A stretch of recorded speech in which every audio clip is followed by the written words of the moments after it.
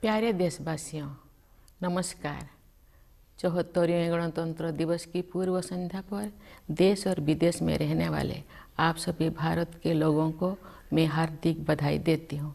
संविधान के लागू होने के दिन से लेकर आज तक हमारी यात्रा अद्भुत रही है और इससे कई अन्य देशों को प्रेरणा मिली है। प्रत्येक नागरिक को भारत की गौरव गाथा पर गर्व का अनुभव होता है। जब हम गणतंत्र दिवस मनाते हैं तब एक राष्ट्र के रूप में हमने मिलजुल कर जो उपलब्धियां प्राप्त की है उनका हम उत्सव मनाते हैं। भारत विश्व की सबसे पुरानी जीवंत सभ्यताओं में से एक है। भारत को लोकतंत्र की जननी कहा जाता है, फिर भी हमारा आधुनिक गणतंत्र युवा है। स्वतंत्रता के प्रारंभिक वर्षों में हमें अनगिनत चुनौतियों और प्रतिकूल परिस्थितियों का सामना करना पड़ा। लंबे विदेशी शासन के अनेक बुरे परिणामों में से दो कुप्रभाव थे, भयंकर गरीबी और निरक्षरता। फिर भी भारत अविचलित रहा। आशा और विश्वास के साथ हमने मानव जाति के इतिहास में एक अनूठा प्रयोग शुरू किया। इतनी बड़ी संख्या में इतनी विविधताओं से भरा जनसमुदाय एक लोकतंत्र के रूप में एकजुट नहीं हुआ था। ऐसा हमने इस विश्वास के साथ किया कि हम सब एक ही हैं और हम सभी भारतीय हैं। इतने सारे पंथों और इतनी सारी भाषाओं ने हमें विभाजित नहीं किया है, बल्कि हमें जोड़ा है। इसलिए हम एक लोकतांत्रिक गणतंत्र के रूप में सफल हुए हैं। यही भारत का सार तत्व है। ये सार तत्व संविधान के केंद्र में रहा है और समय की कसौटी पर खरा उतरा है। स्वतंत्रता संग्राम के आदर्शों के अनुरूप हमारा गणतंत्र को आधार देने वाला संविधान बना। महात्मा गांधी के नेतृत्व में राष्ट्रीय आंदोलन का उद्देश्य स्वतंत्रता प्राप्त करना भी था और भारतीय आदर्शों को फिर से स्थापित करना भी था। उन दशकों के संघर्ष और बलिदान ने हमें न केवल विदेशी शासन से बल्कि थोपे गए मूल्यों और संकीर्ण विश्व दृष्टिकोण से भी आज़ादी दिलाने में मदद की। शांति, बंधुता और समानता के हमारे सदियों पुराने मूल्यों को फिर से अपनाने में क्रांतिकारियों और सुधारकों ने दूरदर्शी और आदर्शवादी विभूतियों के साथ मिलकर काम किया। जिन लोगों ने आधुनिक भारतीय चिंतन धारा को प्रवाह दिया, उन्होंने आन भद्राः कृतवयन्तु विश्वतः, अर्थात हमारे पास सभी दिशाओं से अच्छे विचार आए कि वैदिक उपदेश के अनुसार प्रगतिशील विचारों का भी स्वागत किया। लंबे और गहन विचार मंथन के परिणाम स्वरूप हमारे संविधान की संरचना हुई। हमारा ये बुनियादी दस्तावेज दुनिया की सबसे प्राचीन जीवंत सभ्यता के मानवतावादी दर्शन के साथ साथ आधुनिक विचारों से भी प्रेरित है। हमारा देश बाबा साहेब भीमराव अंबेडकर का सदैव ऋणी रहेगा, जिन्होंने प्रारूप समिति की अध्यक्षता की और संविधान को अंतिम रूप देने में महत्वपूर्ण भूमिका निभाई।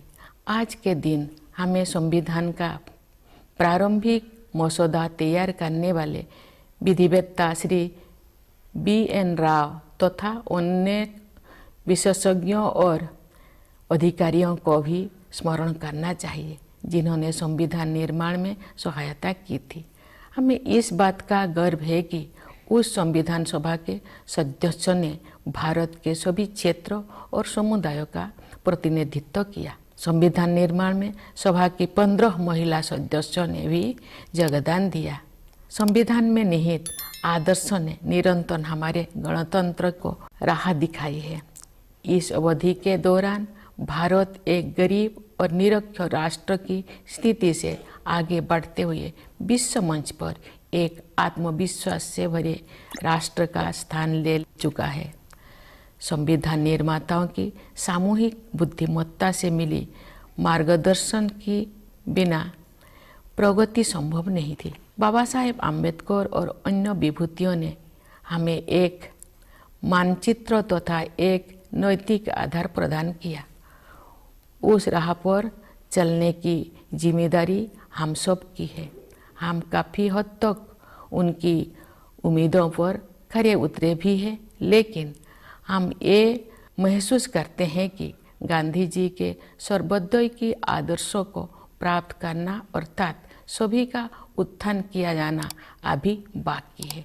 फिर भी हमने सभी क्षेत्रों में उत्साहजनक प्रगति हासिल की है। प्यारे देशवासियों, सर्वोदय के हमारे मिशन में आर्थिक मंच पर हुई प्रगति सबसे अधिक उत्साहजनक रही है। पिछले साल भारत दुनिया की 5वीं सबसे बड़ी अर्थव्यवस्था बन गया। ये उल्लेख करना जरूरी है कि ये उपलब्धि आर्थिक अनिश्चितता से भरी वैश्विक पृष्ठभूमि में प्राप्त की गई है। वैश्विक महामारी चौथे वर्ष में प्रवेश कर चुकी है और दुनिया के अधिकांश हिस्सों में आर्थिक विकास पर इसका प्रभाव पड़ रहा है। शुरुआती दौर में कोविड-19 से भारत की अर्थव्यवस्था को भी काफ़ी क्षति पहुंची। फिर भी सक्षम नेतृत्व और प्रभावी संघर्षशीलता के बल पर हम शीघ्र ही मंदी से बाहर आ गए और अपनी विकास यात्रा को फिर से शुरू किया। अर्थव्यवस्था के अधिकांश क्षेत्र अब महामारी के प्रभाव से बाहर आ गया है। भारत सबसे तेजी से बढ़ते हुए बड़ी अर्थव्यवस्था में से एक है और सरकार द्वारा समय पर किए गए सक्रिय प्रयासों द्वारा ही संभव हो पाया है। इस संदर्भ में आत्मनिर्भर भारत अभियान के प्रति जन सामान्यों के बीच विशेष उत्साह देखा जा रहा है। इसके अलावा विभिन्न क्षेत्रों के लिए विशेष प्रोत्साहन योजनाएं भी लागू की गई है। ये बड़े ही संतोष के विषय है कि जो लोग हाशिए पर रह गए थे उनका भी योजनाओं और कार्यक्रम में समावेश किया गया है तथा कठिनाई में उनकी मदद की गई है। मार्च 2020 में घोषित प्रधानमंत्री गरीब कल्याण अन्न योजना पर अमल करते हुए सरकार ने उस समय गरीब परिवारों के लिए खाद्य सुरक्षा सुनिश्चित की जब हमारे देशवासी कोविड-19 की महामारी के कारण अकस्मात उत्पन्न हुए आर्थिक व्यवधान का सामना कर रहे थे। इस सहायता की वजह से किसी को भी खाली पेट नहीं सोना पड़ा। गरीब परिवारों के हित को सर्वोपरि रखते हुए इस योजना की अवधि को बार बार बढ़ाया गया तथा लगभग 81 करोड़ देशवासी लाभान्वित होते रहे। इस सहायता को आगे बढ़ाते हुए सरकार ने घोषणा की है कि वर्ष 2023 के दौरान भी लाभार्थियों को उनका मासिक राशन मुफ्त में मिलेगा। इस ऐतिहासिक कदम से सरकार ने कमजोर वर्गों को आर्थिक विकास में शामिल करने के साथ साथ उनकी देखभाल की जिम्मेदारी भी ली है। हमारे अर्थव्यवस्था का आधार सुदृढ़ होने के कारण हम उपयोगी प्रयासों का सिलसिला शुरू करने और उसे आगे बढ़ाने में सक्षम हो सके। हमारा अंतिम लक्ष्य एक ऐसा वातावरण बनाना है जिससे सभी नागरिक व्यक्तिगत और सामूहिक रूप से अपनी वास्तविक क्षमताओं का पूरा उपयोग करें और उनका जीवन फले फूले। इस उद्देश्य की प्राप्ति के लिए शिक्षा ही आधारशिला तैयार करती है। इसीलिए राष्ट्रीय शिक्षा नीति में महत्वाकांक्षी परिवर्तन किए गए हैं। शिक्षा के दो प्रमुख उद्देश्य कहे जा सकते हैं।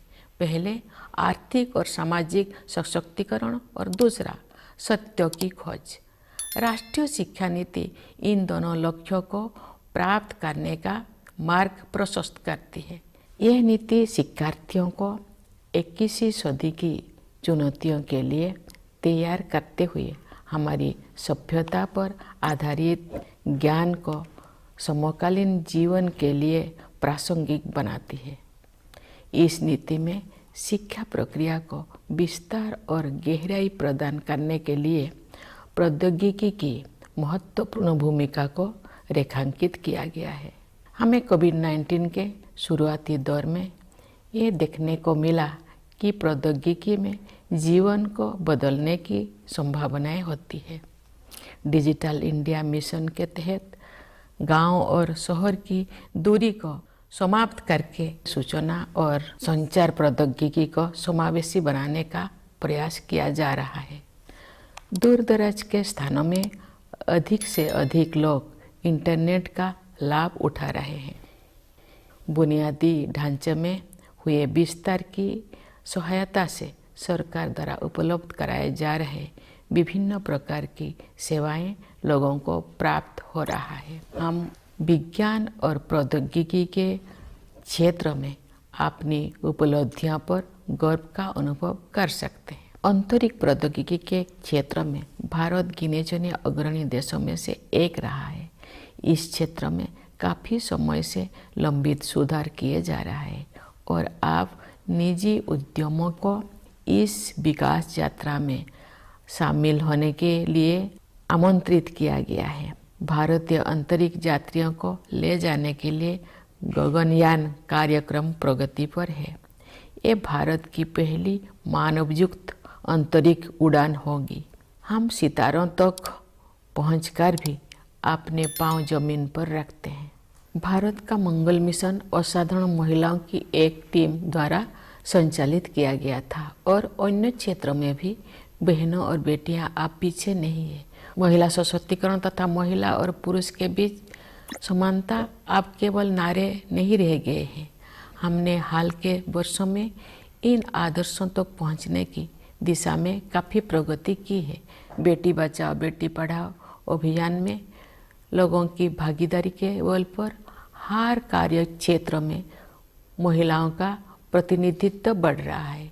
राज्य की अपनी यात्राओं, शिक्षण संस्थानों के कार्यक्रमों और प्रोफेशनल्स के विभिन्न प्रतिनिधि मंडलों से मिलने के दौरान मैं युवतियों के आत्मविश्वास से बहुत प्रभावित होती हूँ। मेरे मन में कोई संदेह नहीं है कि महिलाओं के आने वाले काल के भारत को स्वरूप देने के लिए अधिकतम योगदान देंगे। यदि आधी आबादी को राष्ट्र निर्माण में अपनी श्रेष्ठतम क्षमता के अनुसार योगदान करने की अवसर दिया जाए तथा उन्हें प्रोत्साहित किया जाए तो ऐसे कौन सा चमत्कार है जो नहीं किया जा सकता है।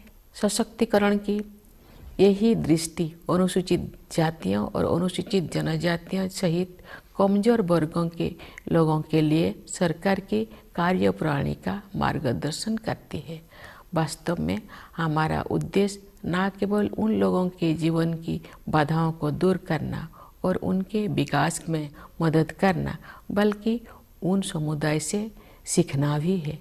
विशेष रूप से जनजातीय समुदाय के लोग पर्यावरण की रक्षा से लेकर समाज को और अधिक एकजुट बनाने तक कई क्षेत्रों में सीख दे सकते हैं।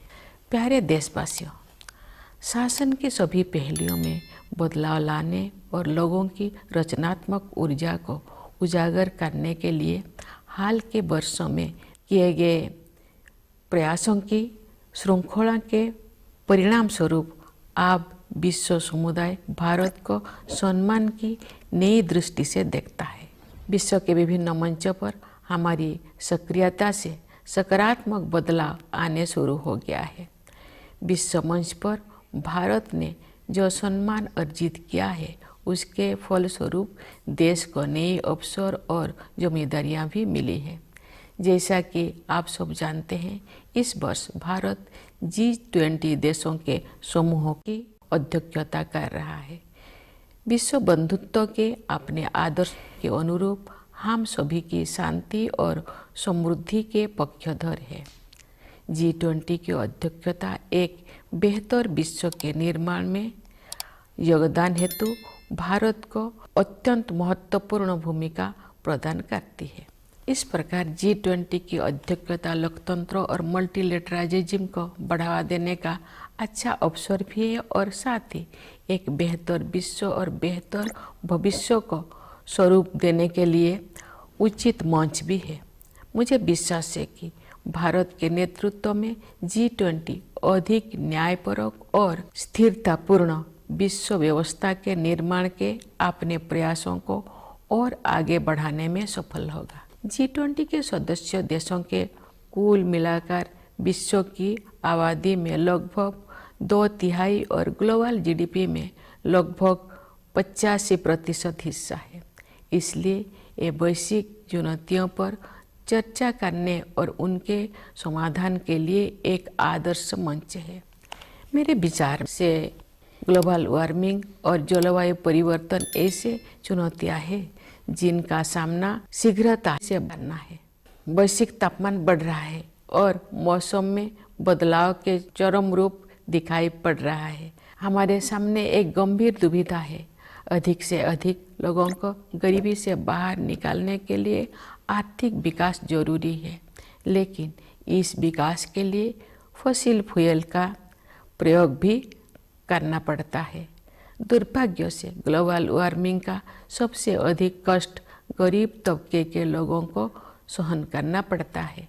ऊर्जा के वैकल्पिक स्रोतों को विकसित करना और लोकप्रिय बनाना भी एक समाधान है। भारत ने सौर ऊर्जा और इलेक्ट्रिक वाहनों को नीतिगत प्रोत्साहन देकर इस दिशा में सराहनीय कदम उठाया है। हालांकि वैश्विक स्तर पर विकसित देशों द्वारा टेक्नोलॉजी ट्रांसफर और वित्तीय सहायता के जरिए उभरती हुई अर्थव्यवस्थाओं को सहायता प्रदान करने की आवश्यकता है। विकास और पर्यावरण के बीच संतुलन बनाए रखने के लिए हमें प्राचीन परंपराओं को नई दृष्टि से देखना होगा। हमें अपनी मूलभूत प्राथमिकताओं पर भी पुनर्विचार करना होगा। परंपरागत जीवन मूल्यों के वैज्ञानिक आयामों को समझना होगा। हमें एक बार फिर प्रकृति के प्रति सम्मान का भाव और अनंत ब्रह्मांडों के सम्मुख विनम्रता का भाव जागृत करना होगा। मैं इस बात पर ध्यान आकर्षित करना चाहूँगी कि महात्मा गांधी आधुनिक युग के सच्चे भविष्य द्रष्टा थे, क्योंकि उन्होंने अनियंत्रित औद्योगिकरण से होने वाले आपदाओं को पहले ही भांप लिया था और दुनिया को अपने तौर तरीकों को सुधारने के लिए सचेत कर दिया था। अगर हम चाहते हैं कि हमारे बच्चे इस धरती पर सुखमय जीवन बिताएं, तो हमें अपनी जीवन शैली को बदलने की जरूरत है। इस संदर्भ में सुझाए गए परिवर्तन में से एक बदलाव भोजन से संबंधित है। मुझे ये जानकर प्रसन्नता हुई है कि संयुक्त राष्ट्र ने भारत के सुझाव को स्वीकार किया है और वर्ष 2023 को the international year of millets घोषित किया है। बाजरा जैसे मोटे अनाज हमारे आहार के मुख्य तत्व हुआ करते थे। समाज के सभी वर्ग उन्हें फिर से पसंद करने लगे हैं। ऐसे अनाज पर्यावरण के अनुकूल है, क्योंकि उनकी उपज कम पानी में ही हो जाता है। ये अनाज उच्च स्तर का पोषण भी प्रदान करते हैं।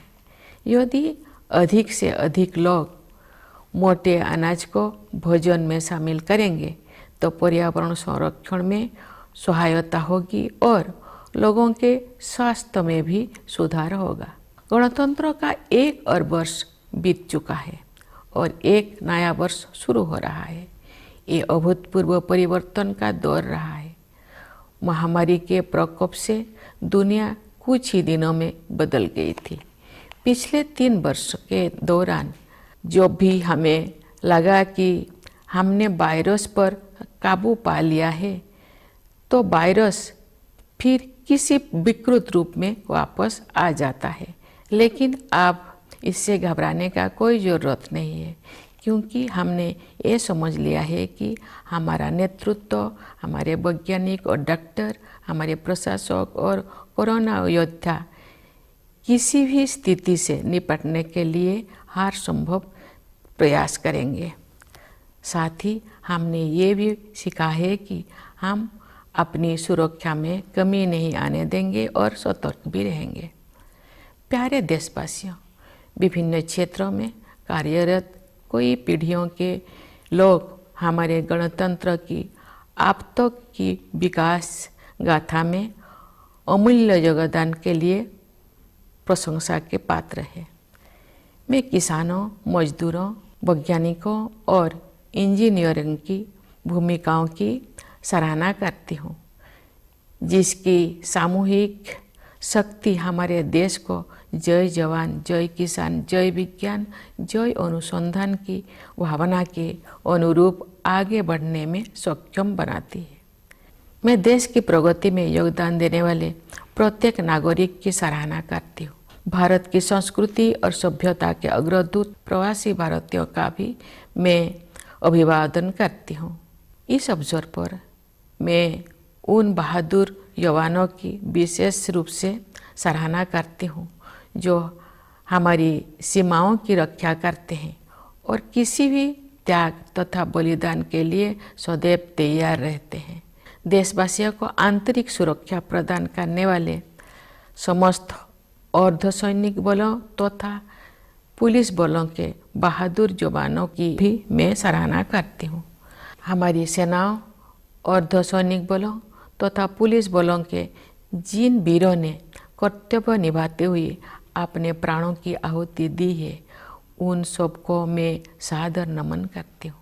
मैं सभी प्यारे बच्चों को उनके उज्जवल भविष्य के लिए हृदय से आशीर्वाद देती हूँ। आप सभी देशवासियों के लिए एक बार फिर मैं गणतंत्र दिवस की हार्दिक शुभकामनाएं व्यक्त करती हूँ। धन्यवाद।